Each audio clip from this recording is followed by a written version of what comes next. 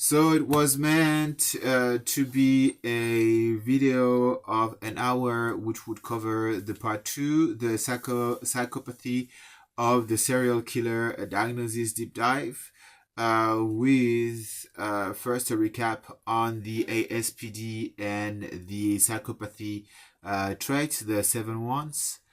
Seven characteristics that are cataloged in the DSM 5, which is the diagnostic and statistical manual for of mental disorders, 5th edition, DSM 5. A partly made up book, by the way, like everything.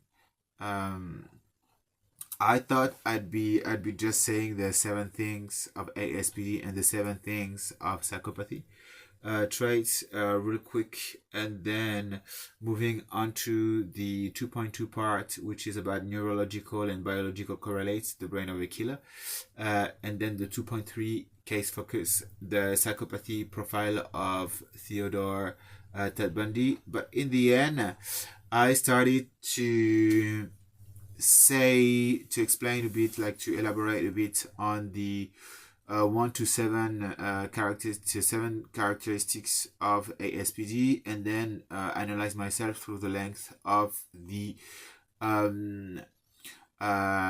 psychopath traits. I guess that some people are thinking that I am a psychopath, or perhaps this is an interrogation that I had by myself as well. So we've run through examples taken from my experience, and quick explanations to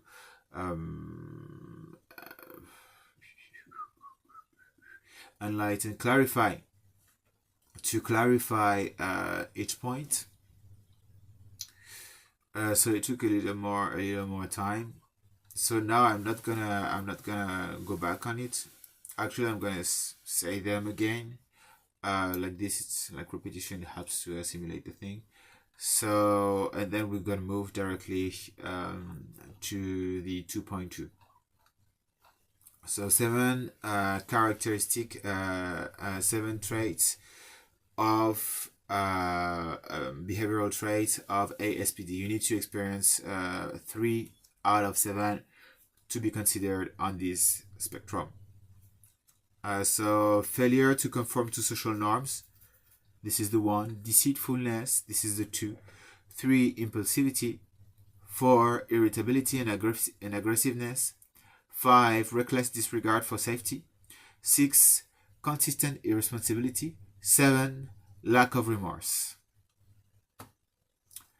Then for psychopathy, it's as well the bar of 3 out of 7. I imagine to start considering yourself on this constellation of traits. So it's superficial charm, then a grandiose sense of self-worth, then megalomania, then 3. Pathological lying, 4. Manipulativeness, 5. A complete lack of remorse or guilt, 6. Shallow affect emotions, 7. A callous lack of empathy. So you don't empathize at all. So this is it. This was it. So then 2.2 neurological and biological correlates, the brain of a killer.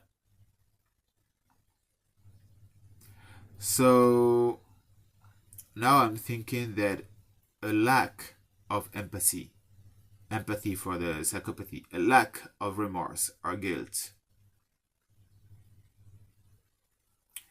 The psychopathy can be handled if you have a strong moral code and ethical code. So you need to instruct yourself about what's good, what's wrong, and why, with strong boundaries that you do not cross at any cost. If you have this, then psychopathy and lack of empathy, shallow affects, and so on can be handled. Otherwise, Not good. Not good at all. So, I guess that psychopaths are extremely knowledgeable individuals. I guess. Perhaps not. Perhaps they just play video games all the time and take advantage of people to just play video games all the time, which is less harmful than anything else. You know, killing to get what you want, for instance. So neurological or biological and biological correlates the brain of a killer. So the search for a biological basis for serial murder has explored various avenues, from genetics to brain structure.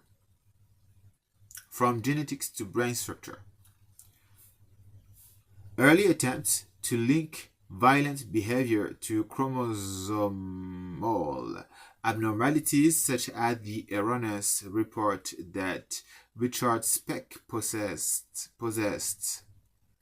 an extra Y chromosome, have been consistently debunked by subsequent research, which has found a little to no association between the XYY karyotype and violent crimes. So, to this I say, why would a sociopath or psychopath used to lie say that indeed they can be spotted in their DNA? So they say that there is, like, on the DNA you cannot find anything. Then more promising research has focused on brain structure and function. Studies have suggested that brain damage, particularly the prefrontal cortex, the region responsible for executive functions like planning, impulse control, and social behavior, can contribute to rage and disposition toward violence. Abnormalities in the regulation of key neurotransmitters, such as dopamine and serotonin, have also been implicated. My prefrontal cortex has been targeted like a flinker, like all the freaking time, for so long. For so long.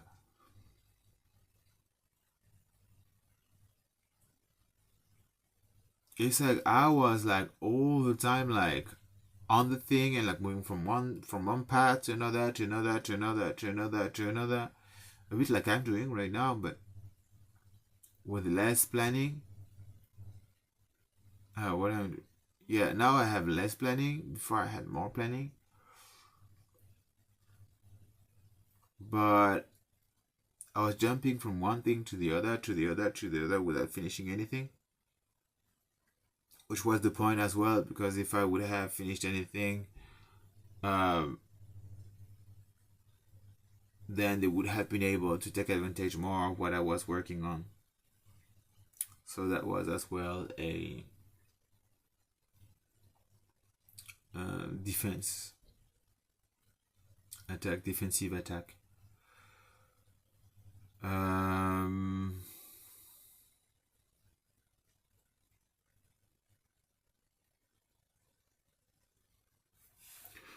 So yeah, I was getting frustrated quite fast.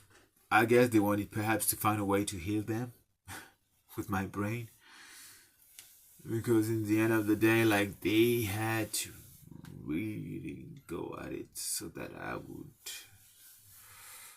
start being like, okay, they need to be dead. They had to put it in my mind, kill them,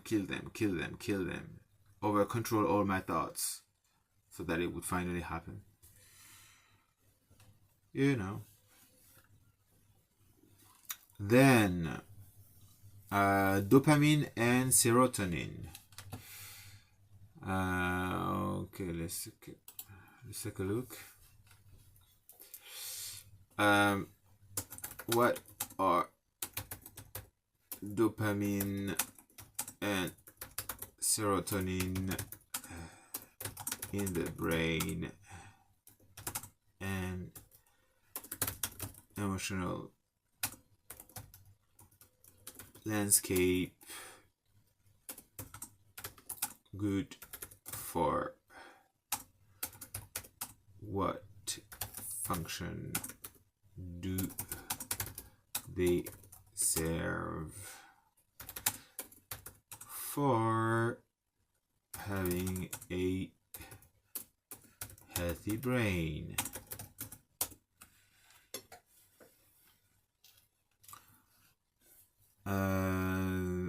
Okay, so then, oh, the answer is already coming.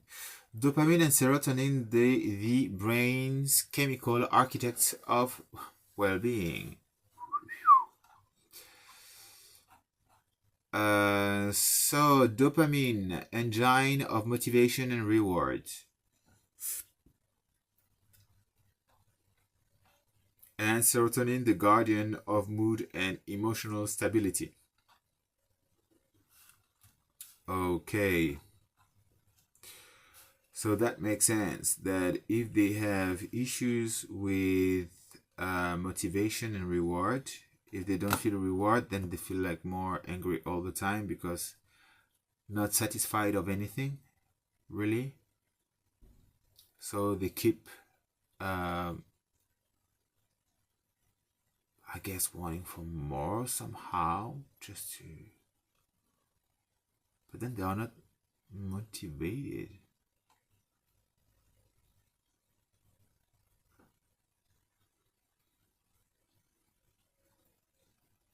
If they have dysregulation of dopamine, then it means that learning and memory and decision making. Oh,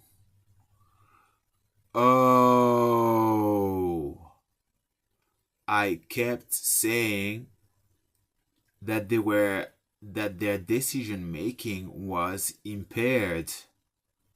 For a while I was like, you are taking the wrong decisions.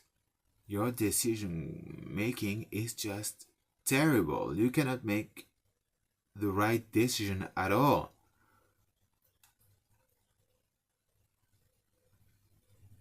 But then, like, if their dopamine system is dysfunctional in a way that impairs their decision making, but wait, if it's related to ADHD, it's like you cannot make a choice, as I was confronted to so often. It's like you want to do both at the same time, but you're like, can I do both? I can't choose. So you block, you're like, okay, I need to think about it. But can it be another way? Because I kept saying that they had like issues with their decision making. Then serotonin, mood regulation, sleep-wake cycle, appetite and digestion, cognitive function such as learning, memory, and cognitive process. If they have memory disorder, it means that they do not really remember what they did. And if you don't remember what you did, then you won't experience any type of remorse about it, right? Because you feel guilty and shameful mostly about stuff that you remember all the time, right? And the more you remember it, the more you don't want to continue to do it, right? Because it's just increasing the pain, right?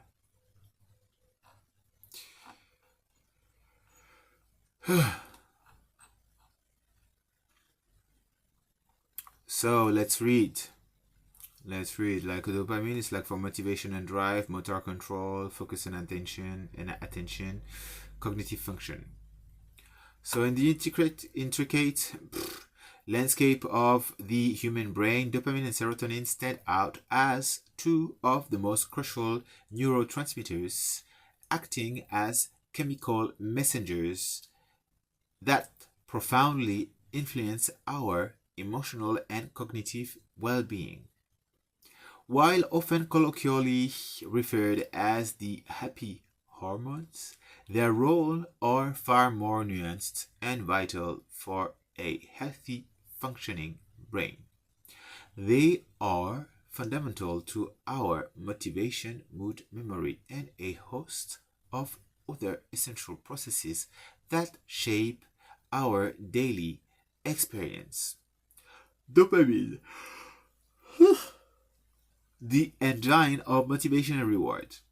Dopamine is primarily associated with the brain's reward system. Its release is triggered by pleasurable experiences. You hear that? Like the planes? Because I was thinking, like, right now that if my mood has been fucked like this, um, it means that my neurotransmitter might have been taking a hit.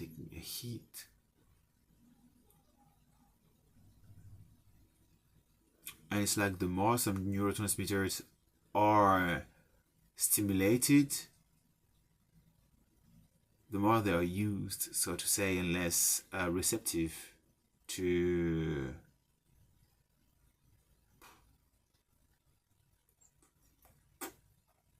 the chemical. And so I was thinking quickly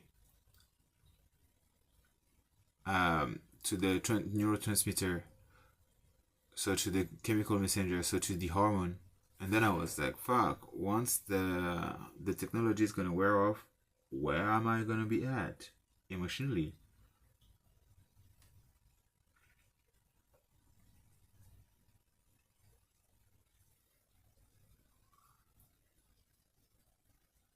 I'm like, is it gonna be a hangover, like fatal hangover? Am I gonna feel depressed or? But then directly, it's like I heard the planes. It's like, do not worry about that. We got it sorted out. This is what I understand from it. It's like, nah, don't go there. Your brain is good. It's okay. Because then the neurotransmitter is like it's only to stimulate certain type of response from some neurons. So then this can be simulated as well with the electromagnetic thing. So it's not much about stimulating the neurons into producing some type of chemical anymore. It's much more about inducing the activation without the chemicals, inducing the activation of the neurons in certain states without the neuron.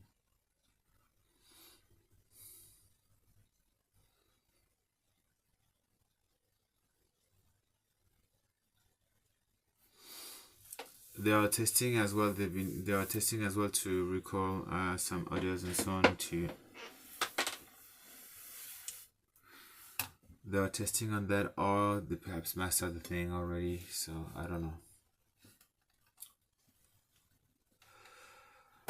I do not know the full extent of the capabilities of the technology yet. Just yet. I don't know everything. Just yet. I just know what I know. So dopamine, the engine of motivation and reward. Dopamine is primarily associated with the brain's reward system. Its release is triggered by pleasurable experiences, from enjoying a delicious meal to achieving a long sought after goal. This release creates a feeling of satisfaction and reinforces the behavior that led to it, making us more likely to repeat it in the future. This function is essential for learning and forming habits, both good or bad. Yeah, because it's like pain tells you don't do that anymore. Dopamine tells you yes, more. Feels good. Yes, more. Feels good. Yes, more. Feels good. Yes, more. Right? And so this is how like you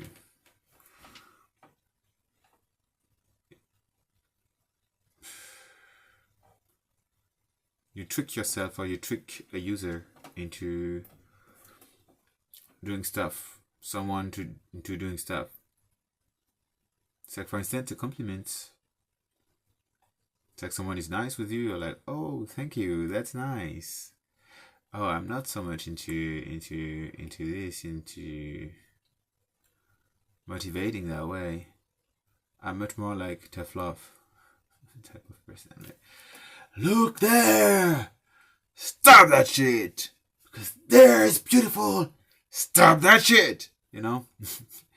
You're stupid! Because there is where we should go. So perhaps it's like a bit like abstract. But at the same time, this stop that shit is like, it's a pain motion to say like, it's paining you and I'm paining you more to stop this. And you know that it feels good to stop this. Oh. So there's a reward. So I'm using it. I'm like, you've done this. And then I'm like, stop it. Stop it. See how it feels. You're going to see that it's amazing because of this, this, this. Now do this. And then I guess that people are like, oh yeah. Oh yeah. And so progressively everybody is going in the right direction, you know. And then I try to motivate with a bigger vision as well, alternate from here and now. So I do use the reward, but not in the way that others do. It's like, you know, like a marshal was passing through, and he was much more like always like mechanical. It's like, this is good, thanks, we do this, da da da. This not, perhaps not. This is good, thank you, we move forward, da da da.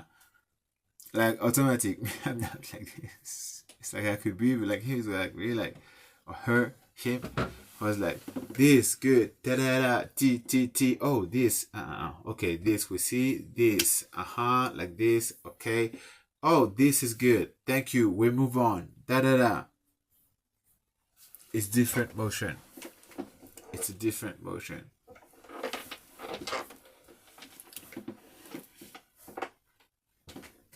Me, I'm much more on the unhappy side, and then I provide abundance of knowledge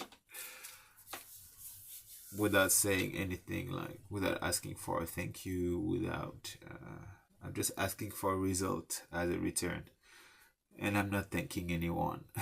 I'm like, from here now, I'm like, oh, thank you, but it's like, knowledge is my love language somehow. I'm like, let me reward you with more knowledge and insights, with more of what I love. Let me share you my love. And I guess that this is the reward, you know, in itself. So I guess this is more motivating. You know, I'm like, fuck that, no, I need space. And then like, and then you enjoy what you enjoy in the thing, you know. And this is the motivation that you find. You need to find the motivation for yourself. Yeah. So then I'm like trying to explore to see what could motivate anyone, like to tap into the motivation of everyone, to try to debunk some blocks of everyone, and to trim the trees as well from the focus. This is what I do, but I'm not really like, this is my thank you, basically. This is my thank you, and I go, it's not as if I had a choice, but I go full on because I can. I know that everybody takes risk.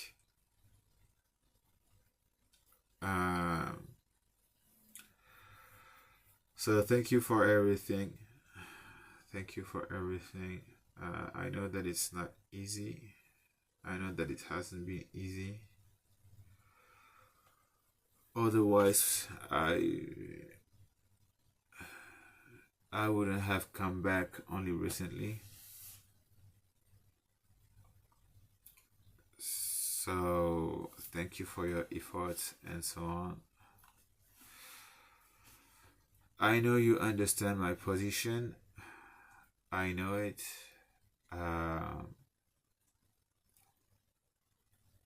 It feels good to be back here right now. It feels good to be acknowledged as well artistically by the superstars. Thank you so much for that too.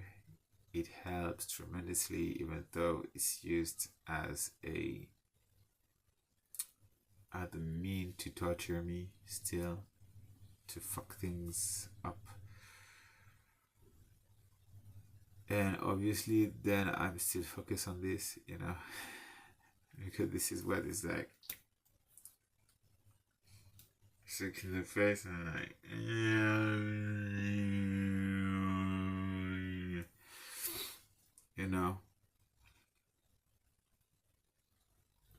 But yeah, thank you for that. Thank you for taking the risk. Thank you for believing. Thank you for giving you the chance, giving yourself the chance. Thank you for pushing through even though it hurts. Thank you for working through your shame. Thank you for thinking in the best way you could to make it work. Thank you for being here, making it work every day. Thank you for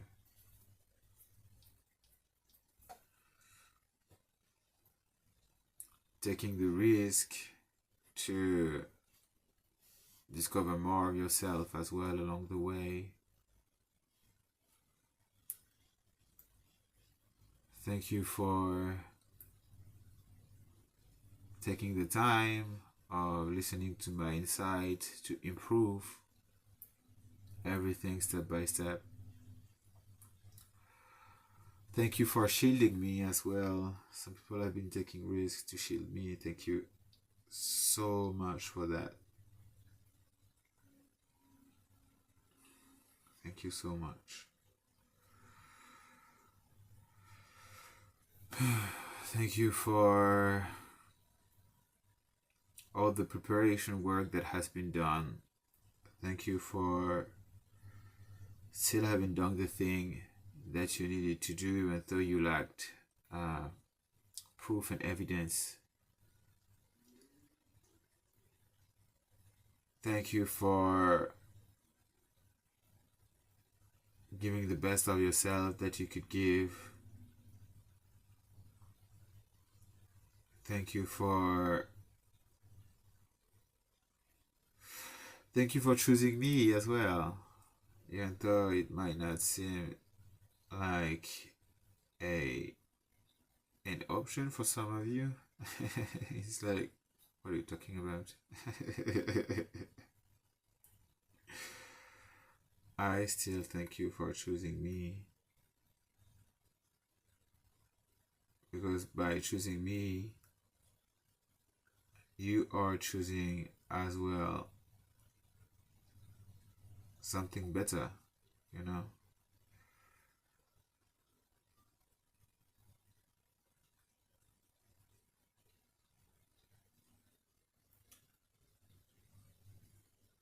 So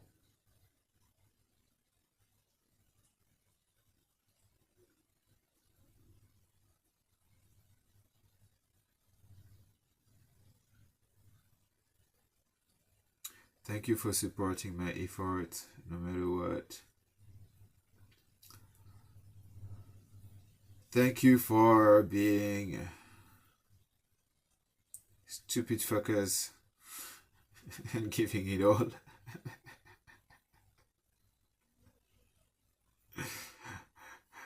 Because I guess that you're a lot like this. It's like this dude falling on the face. It's like, dude, what the fuck? Just to show me that, like, that was like so. It's like, what?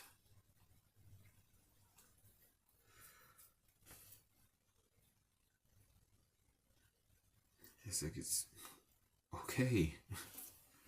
You decide to fall on the face. That announced this as well. You know, short pain and so on, but dude, what the fuck? You're crazy. Perhaps you think you deserve it or whatever, but it looks intense. What's happening at night? It's like I felt that it was crazy, you know, and I have no, like, I can imagine that it's insane given what I've been living through, but still, what the fuck?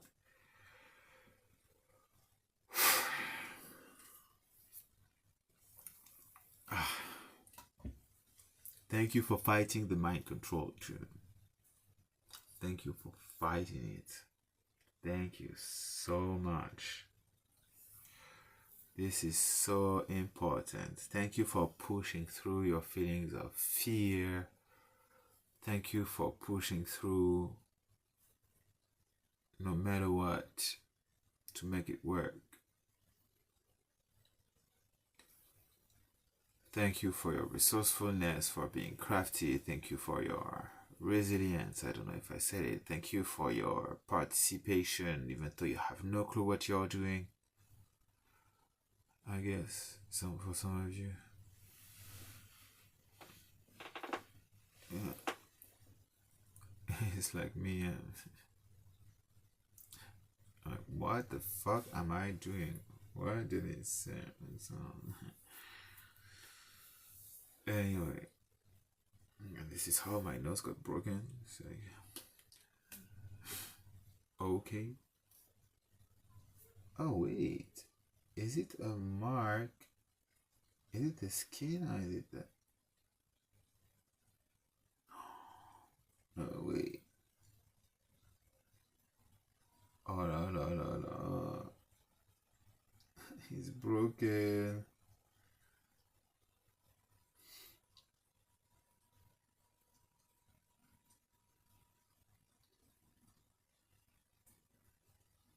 I hear planes again.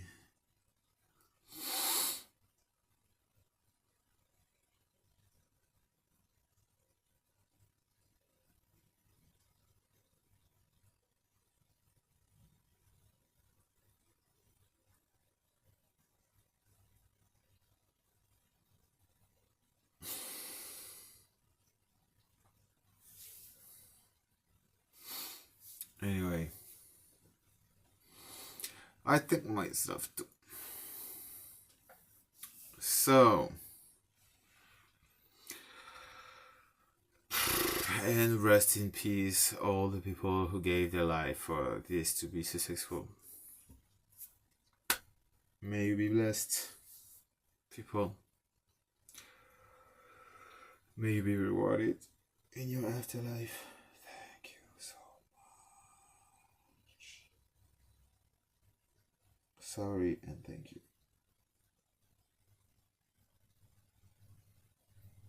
Because we truly need that change to happen.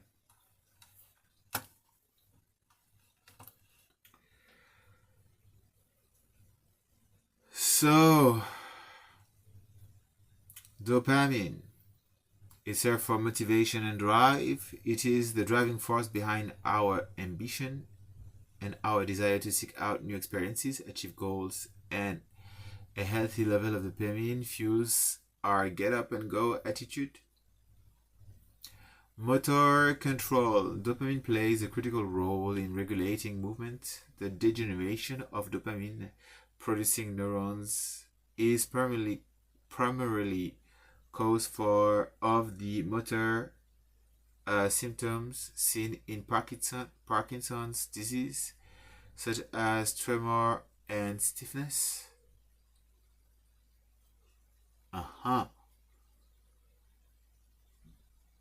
Why not putting them to dance?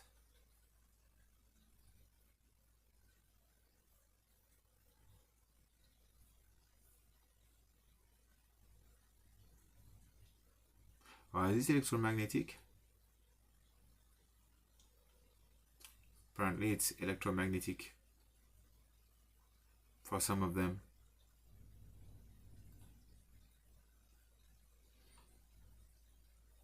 Focus and attention. The neurotransmitter helps us to concentrate and maintain focus on tasks. An imbalance in dopamine levels is often implicated in attention deficit hyperactivity disorder, ADHD. Apparently. At 36, I was saying this. I was like, yeah, that's me. How are you? I'm more like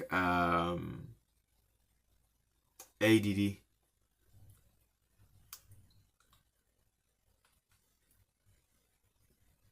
I can be a little hyperactive, but like not that hyperactive.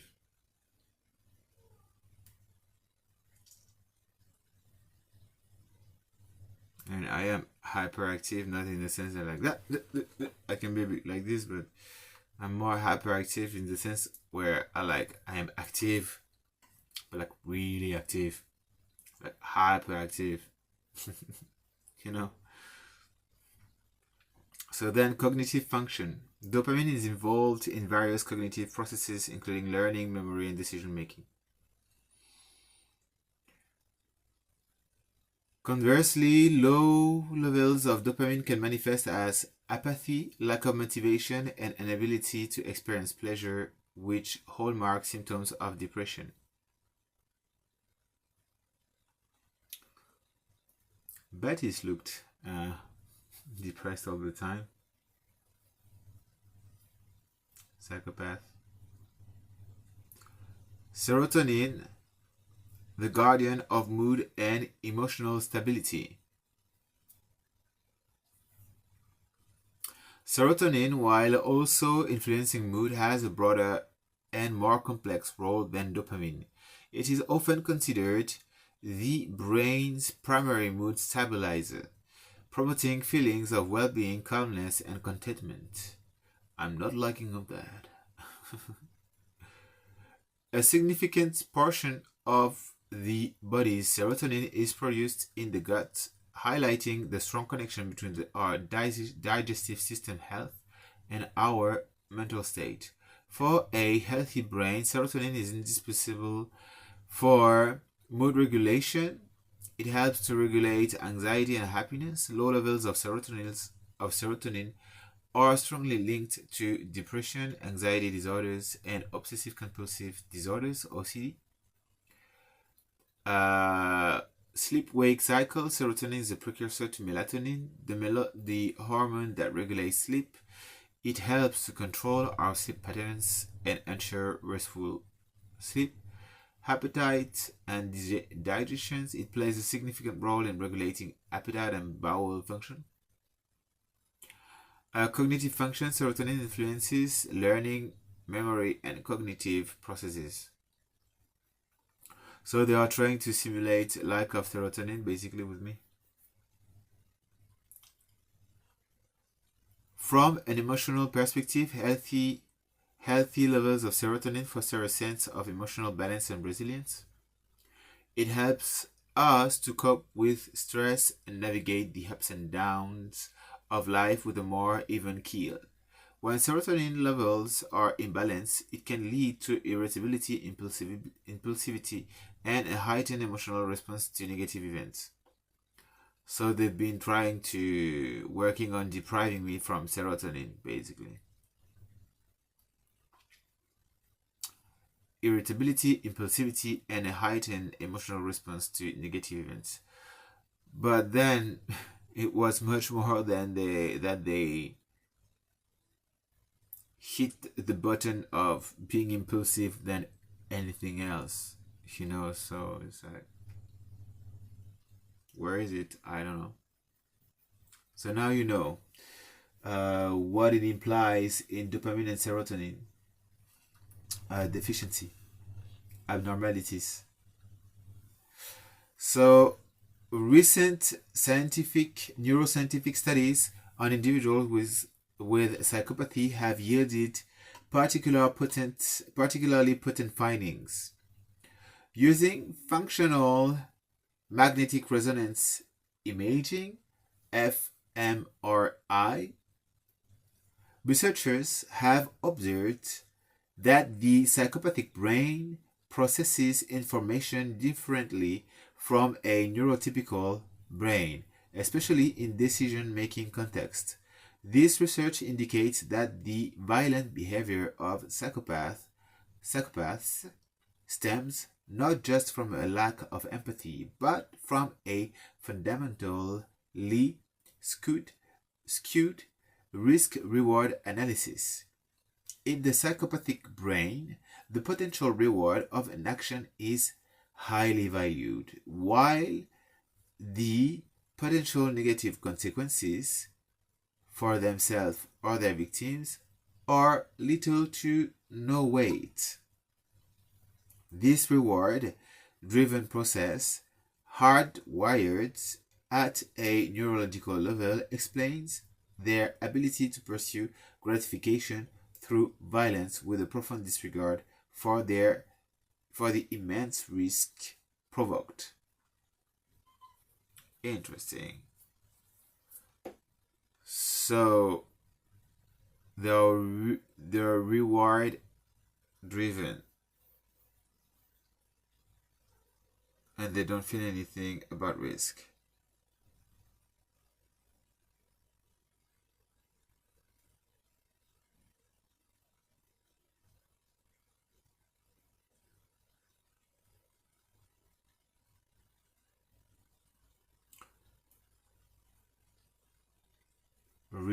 Highly reward driven.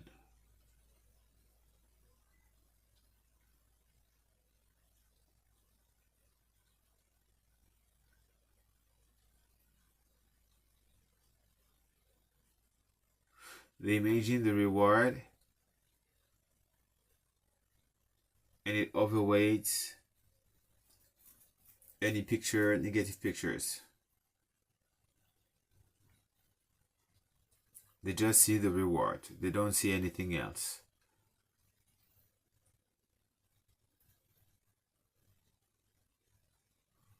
Yeah, but even that, it's like I have been stating like a big reward with working with me, for instance, but still it's like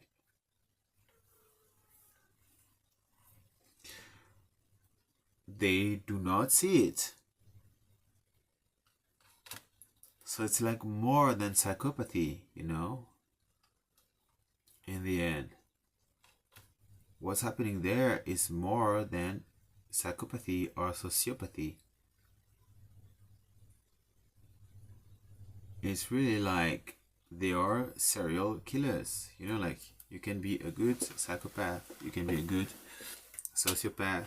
Like it's not the end of the world if you're a sociopath or a psychopath. It is just how it is.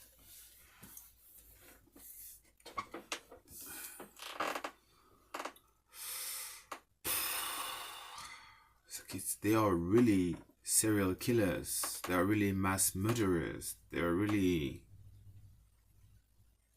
It's really more than psychopathy or more than sociopathy, ASPD. It's like they want the kill. They are wired for killing, they want the kill. This is all. And then their profile fits perfectly the serial killing, the mass murderer.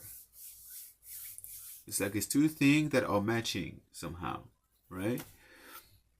They're like working well together. It's not like the same thing, it's two different things. It's not because you're a psychopath that you're a killer. It's not because you're a sociopath that you're a criminal. It's like you might commit crimes impulsively, you know. It's like you get angry, you're like, ah, fuck it. You break a car. And you're like, why did you do that? You know, this is like, we need to work on your anger management skills. But it doesn't mean that you are a killer for silly, you know. It's not because you get angry that you're a killer. You know what I mean? It's not because you are angry easily that you are a serial killer. Those are two completely different things. It's like people knowing burnouts. They can like have a tolerance window that is shortened. And so they can get angry like very quick and snap like instantly. That doesn't make them serial killers, you know. They just can't take the pressure at all. And so they snap, but then you can increase your tolerance window, your window of tolerance. This is a trick. You need to desensitize yourself from what makes you feel angry. And this is something that you work on in therapies.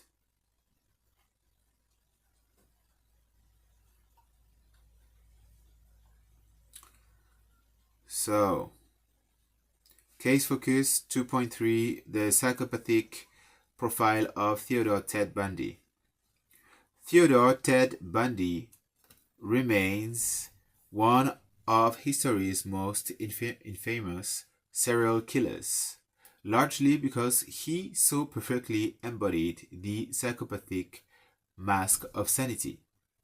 FBI files and subsequent analysis confirmed his status as a highly intelligent, organized offender whose crimes spanned multiple states between 1974 and 1978. So in 4 years, that's been like a...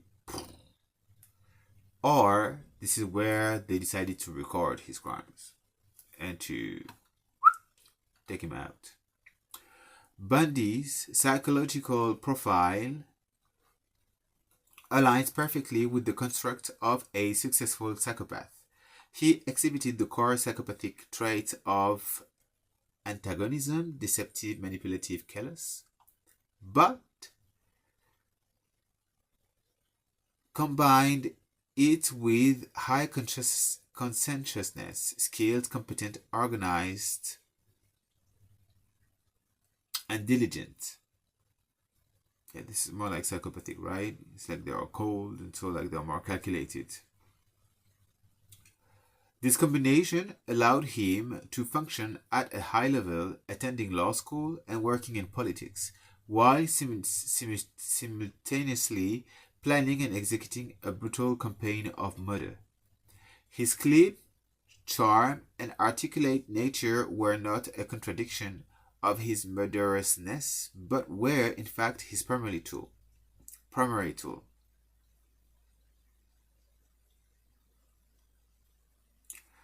Being charming and articulate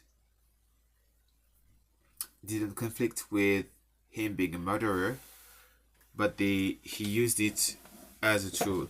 It reminds me, I think, of perhaps the main character in House of Cards. Perhaps it's inspired from him. But it's like this. A couple of psychopaths in politics, calculated, killing people.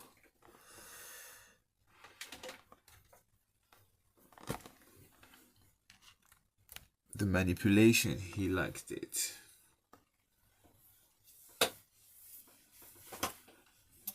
So me, I stopped watching at the 5th episode, perhaps. I don't know, where it was like a bit like soapy and like, be like to murder and shit. I was like, okay, it's less about the psychology. So I'm like a bit like, okay. Modus operandi, MO. Bundy's modus operandi was a direct application of his psychopathic traits. He frequently feigned injury wearing an arm sling or leg cast, or impersonated an authority figure like a police officer to elicit sympathy and lower defenses of his victims. So it's like Vladimir Putin in the garden, you know, like with a t-shirt. Exactly this. These ruse, not with a double S like Russian, in French, Russian. These rules were the calculated act of manipulation designed to isolate his targets. He often used a Volkswagen Beetle, which appeared non-threatening, to further his deception.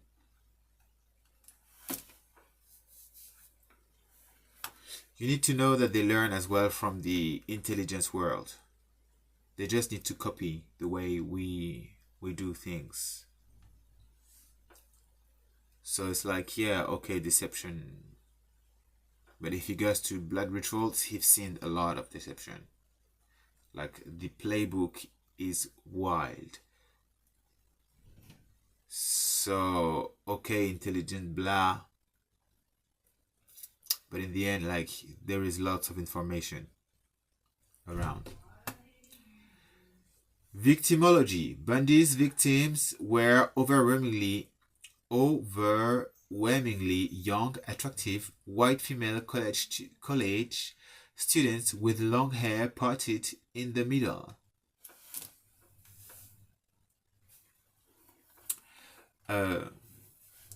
This highly specific victim type suggests they were chosen to fit a deeply ingrained and powerful personal fantasy. FBI involvement. The FBI's involvement in the Bundy case was prompted by his 1977 escape from custody in Colorado, which triggered a federal arrest warrant for unlawful flight to avoid confinement. The Bureau played a central role in the nationwide manhunt, creating wanted posters, disseminating his criminal history, processing forensic evidence, and providing insight from its behavioral analysis unit.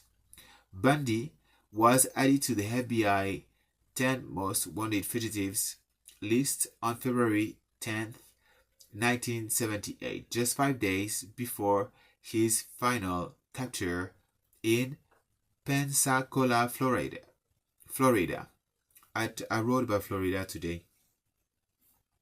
So it's a bit like they're a bit saying like, hey, we have a behavioral analysis unit and we're gonna spread information about dangerous serial killers anytime soon, put them in fugitive list, and you can expect that by a couple months to a year they're gonna be arrested, or perhaps we're gonna disseminate information about them, and which is what I'm doing actually. And then like more and more, so that then they are put on the fugitive list because it's gonna make people react, and then by 5 days, taken out. I get that this is the message that you should understand here. So Bundy was diagnosed as a psychopath by Dr. Harvey Cleckley, the father of psychopathy, and also exhibited traits of necrophilia and sadism. Oh, so he was a necrophile and sadistic person as well. So blood rituals. And perhaps they got blocks along the way when he escaped. And so then they put like more information out so that more Illuminatis would be like, just like, no, I don't want him to kill anyone from my family. He's going AWOL. We're taking him out. Basically, I think this is what was happening. Because perhaps not everybody knew anything too much about him, so they found a way to motivate people to take him out because he was going AWOL out of blood rituals. So he serves as the archetypal example of how a psychopathic personality structure, far from being a hindrance, can provide the necessary psychological equipment for a long and elusive career as an organized serial killer. I'm pretty sure that he was not being that organized all the time, if at all. So they just want to appear good. They want to appear that they are calculated and so on. But I have seen blood marks on the floor of like something that happened in the day by day. By day, they killed someone in the market.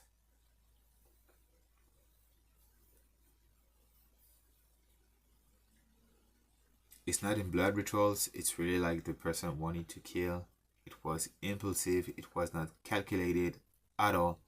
And you can see with all that's going on in the news and so on, that those people are far from being calculated.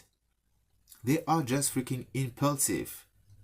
They are jealous, envious, and they are freaking impulsive. Like, you see it, they overreact big time. It's not smart, it's not organized at all.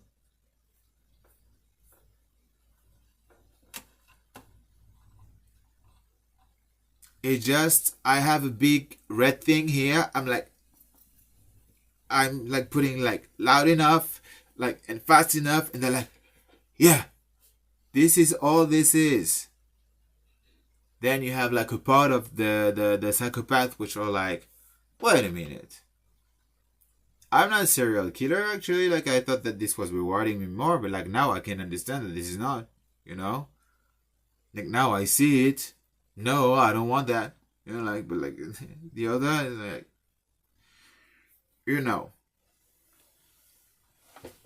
So this was it. I'm gonna break off for the hour here, and then the next video is gonna be about the comparison between ASPD, antisocial personality disorder, and psychopathy. It's gonna be shorter normally. Take care.